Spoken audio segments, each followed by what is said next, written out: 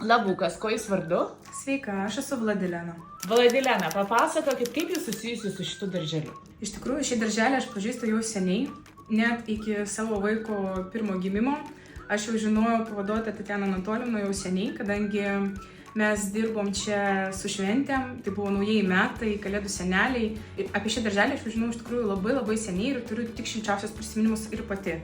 Kiek vaikų tu vedi į šitą darželį? Aš girdėjau, kad tavo keli vaikai eina į šitą darželį, taip? Taip, dabar lanko antras mažiukas. Turiu vyresnį sūnų, kuriam jau yra 8,5 metai ir jis iki šiol prisimena du gaidelius kaip geriausią savo gyvenimo kelionę. Iki šiol jis prisimena omletą ir pasakoja ir prašo manęs, kad aš sužinočiau receptą, o man niekas jo nepapasakoja iki šiol.